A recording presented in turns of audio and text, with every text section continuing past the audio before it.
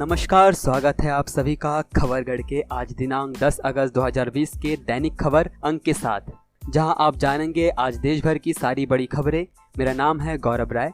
अब जान लेते हैं आज दिन भर की बड़ी सुर्खियां जो आज खबरगढ़ की सुर्खियों में सबसे आगे है।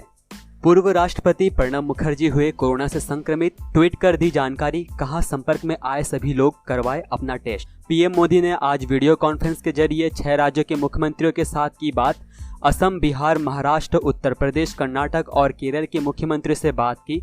मानसून और बाढ़ की स्थिति से निपटने के लिए तैयारियों पर हुई बात। प्रधानमंत्री ने अंडमान और निकोबार द्वीप समूह के लिए पहली समुद्र के नीचे ऑप्टिकल फाइबर केबल का शुभारंभ किया। उपराष्ट्रपति के कार्यकाल के 3 वर्ष पूरे होने के अवसर पर कल दिल्ली में एक पुस्तक का विमोचन होगा। अब खबरें राज्यों से। उत्तर प्रदेश में विधानसभा का मानसून सत्र 20 अगस्त को शुरू होगा। हालांकि कोरोना के चलते विधानसभा सत्र काफी छोटा होगा। इसमें सोशल डिस्टेंसिंग का ख्याल जानकारी के मुताबिक महज 3 दिनों का यह सत्र होगा और सिर्फ जरूरी कामकाज निपटाए जाएंगे। इस सत्र में सदस्यों के बैठने की जगह भी पहले से अलग होगी। मायानगरी में प्रदेश सरकार आदित्य ठाकरे ने कहा कि अब आवाज से ही अब कोरोना का टेस्ट किया जाएगा। आदित्य ठाकरे ने ट्वीट करते हुए कहा, बीएमसी आर्टिफिशियल इंटेलिजेंस के आधार पर आवाज के सैंपल को कोविड-19 की जांच की जाएगी। बेशक नियमित आरटी-पीसीआर टेस्ट होगा। लोक जनशक्ति पार्टी एलजेपी के प्रमुख चिराग पासवान ने कहा है कि बिहार की सभी 243 सीटों पर चुनाव संघर्ष के लिए उनकी पार्टी तैयार है। इतना ही नहीं, चिराग पासवान ने कोरोना संकट को लेकर नीतीश कुमार की सरकार पर सवाल खड़े किए हैं। पश्चिम बंगाल, केंद्र ने बांग्लादेश में फंसे राज्य के 2680 निवासियों को प्रवेश की अनुमति देने के लिए पश्चिम बंगाल सरकार से दोबारा अनुरोध किया है। विदेश मंत्रालय के अतिरिक्त सचिव विक्रम दोरईस्वामी ने राज्य के मुख्य सचिव राजीव सिन्हा को पत्र द्वारा बताया गया कि बांग्लादेश में फंसे लोग बेहद खराब हालत में रह रहे हैं। वे लोग विद्यालय परिसर और पार्कों में आश्रय लेने को मजबूर है। आंध्र प्रदेश के ईस्ट गोदावरी में एक ससुर ने अपने दामाद का सिर धड़ से अलग कर सिर थाने लेकर पहुंच गया। उसने बताया कि 10 महीने पहले ही बेटी की मौत हो जाने के बाद दामाद दूसरी शादी करने जा रहा था।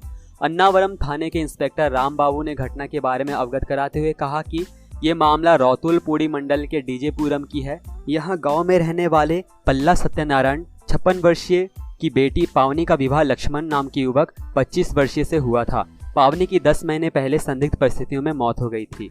मध्य प्रदेश, कोरोना संक्रमण चुन कर लोगों को अपनी चपेट में ले रही है। इसी क्रम में मध्य प्रदेश के चिकित्सा शिक्षा मंत्री विश्वास सारंग कोरोना वायरस से संक्रमित हो गए हैं। इस बात की जानकारी खुद उन्होंने अपनी ट्विटर हैंडल के जरिए दी है।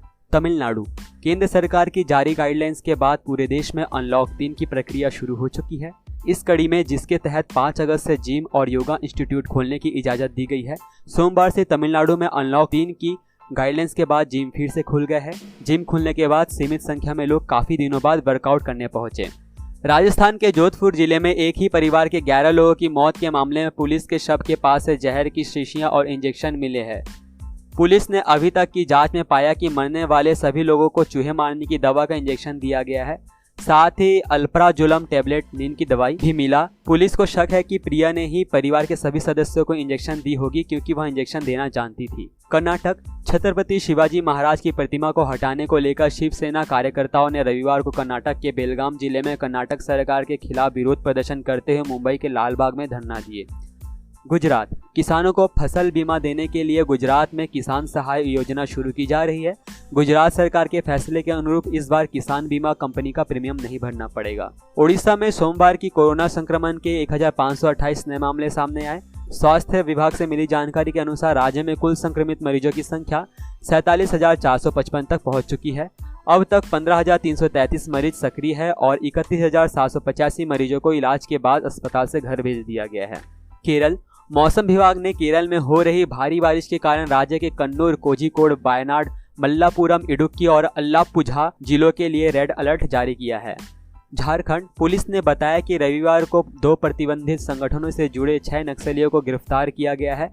बताया गया है कि इनके कब्जे से हथियार एवं गोला बारूद भी जब्त किया गया।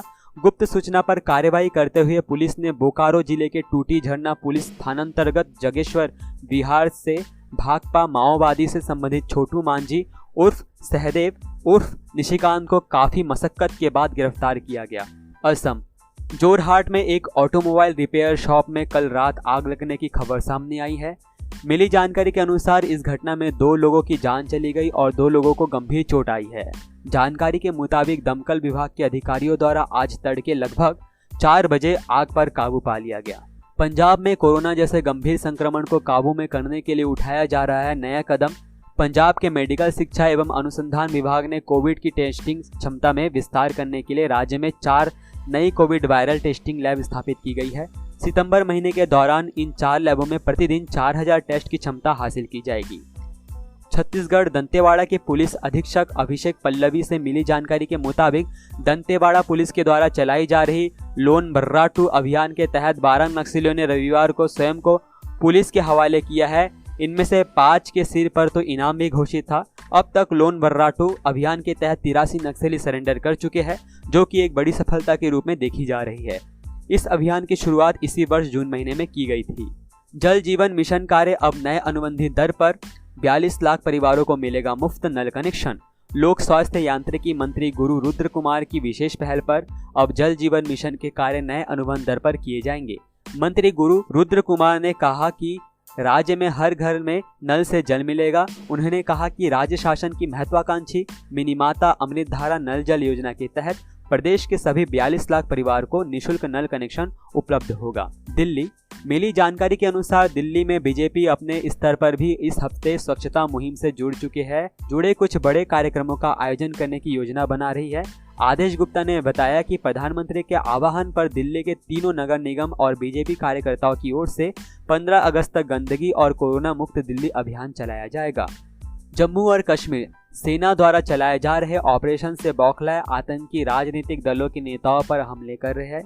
इसी से जुड़ी एक घटनाक्रम जम्मू कश्मीर के बड़गाम से सामने आई है।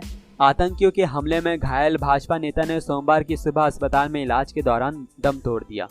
उत्तराखंड भारी बारिश के पहाड़ों पर जगह जगह भूस्खलन हो रहा है। इस कारण तो कई नदियों का जलस्तर बढ़ गया है। वहीं मैदानी इलाकों में तो कई जगहों पर बारिश का पानी लोगों के घरों में घुस गया है। टिहरी, पौड़ी, बागेश्वर, देहरादून, चमोली जैसे कई जिलों में लगातार मूसलाधार बारिश हो रही है। हिमाचल प्रदेश स्नेचिंग का मामला दिन ब दिन सुनने को मिलते जा रहा है। इसी कड़ी में ऊना जिले में रामपुर हरोली रोड पर बाइक पर जा रहे मां बेटे को बदमाशों ने दराट की धार पर लूट लिया। बदमाश गहने लूटने के बाद मौके से फरार हो गए। पीड़ित महिला ने मामले की शिकायत हरोली पुलिस के पास दर्ज कराई है। वहीं पुलिस ने पीड़ित महिला की शिकायत के आधार पर केस दर्ज कर आगामी कार्रवाई शुरू कर दी है। फ्रांस से आए राफेल लड़ाकू विमान रात के समय हिमाचल के पहाड़ों पर प्रैक्टिस में जुटे हैं, ताकि गोल्डन एरोज स्क्वाड्रन के ये आसमानी योद्धा जरूरत पड़ने पर लद्दाख में लाइन ऑफ एक्चुअल कंट्रोल पर एयर टू एयर मिसाइल और एयर टू ग्राउंड मिसाइलों के साथ दुश्मन को तबाह कर सके। इस मामले से जुड़े लोगों ने यह जानकारी दी है। त्रिपुरा में अगरतला हवाई अड्डे के पास नरसिंहगढ़ में मॉडर्न मनोचिकित्सा अस्पताल में कड़ी सुरक्षा के बावजूद रविवार को 15 मनोरोगी भाग गए थे, जिसमें से 9 वापस लौट आए और 6 का अभी तक पता नहीं चल पाया है। प्राप्त रिपोर्ट के अनुसार कुल 15 रोगियों अस्पताल के शौचालय की खिड़की की ग्रिल तोड़कर वहां से फरार हो गए। अस्पताल प्रशासन को कैदियों के भागने की सूचना मिलते ही उन्हें पुलिस को इसकी सूचना दी। पूरे दिन की तलाश अभियान के बाद पुलिस ने आसपास के इलाके को छान मारा, 7 को ढूंढ लिया और उन्हें रात में अस्पताल प्रशासन के हवाले कर दिया गया। मेघालय एक वेबिनार के दौरान मेघालय के राज्यपाल और पूर्व भाजपा नेता तथागत राय ने राज्यपाल के तौर पर कार्यकाल खत्म होने के बाद अपने गृह राज्य की सक्रिय राजनीति में लौटने की इच्छा व्यक्त की है। गोवा में बढ़ते कोरोना संकट को देखते हुए राज्य में गाइडलाइन जारी की गई है कि नई गाइडलाइन के मुताबिक इस साल राज्य के किसी भी जिले में जन्माष्टमी के दौरान दही हांडी के आयोजन को अनुमति नहीं दी गई है। इसके अलावा जिलों में सोशल गैदरिंग नहीं होगी। साथ ही वहीं सोशल डिस्टेंसिंग, मास्क पहनना, हाथ धोना और सैनिटाइजर का इस्तेमाल, इन सभी मानदंडों का त्योहारों के दौरान ख्याल रखने के निर्देश दिए गए हैं। अरुणाचल प्रदेश चीन द्वारा तिब्बत में एक कृत्रिम झील बनाने का मामला सामने आया है। इस मामले पर चिंता जाहिर करते हुए कांग्रेस पार्टी सरकार को इस मुद्दे को अंतर्राष्ट्रीय विवाद परिषद पर ले जाने की बात कही है, क्योंकि यह कृत्रिम झील अरुणाचल प्रदेश के लिए बहुत बड़ा खतरा साबित हो सकती है। चंडीगढ़ में पिछले 24 घंटों में कोरोना के 89 नए मामले सामने आने के बाद कुल संक्रमितों की संख्या 1500 के पार पहुंच गई है तथा वर्तमान संक्रमितों की संख्या 585 के आसपास बची है, जिनमें से 900 से ज्यादा लोग कोरोना को मात दे चुके हैं। अंडमान व निकोबार द्वीप समूह प्रधानमंत्री नरेंद्र मोदी वीडियो कॉन्फ्रेंसिंग के जरिए 2312 किलोमीटर लंबे चेन्नई अंडमान निकोबार द्वीप समूह CANI submarine optical fibre cable OFC परियोजना का उद्घाटन किए। इस परियोजना की आधारशिला प्रधानमंत्री ने पोर्ट ब्लेयर में दिसंबर 2018 में रखी थी और यह प्रोजेक्ट तय वक्त में पूरा हो गया है। खबरगढ़ की तरफ से विशेष सूचना। अधिकतर राज्यों में लॉकडाउन लगभग खुल चुका है, पर कोरोना अभी भी हमारे आसपास ही है। इससे बचने के लिए सरकारी दिशा निर्देशों का पालन करें व अपनी आंख, नाक और मुंह को छूने से पहले अपने हाथों को धो ले। सावधान रहे, सुरक्षित रहे, बदल कर अपना व्यवहार करे कोरोना पर वार। आप सभी के लिए ये सारी जानकारी मैंने और खबरगढ़ की टीम ने जुटाई है। अभी के लिए इतना ही। देश दुनिया की बड़ी खबरों के लिए हमारे साथ बने रहे। जय हिंद, जय भारत।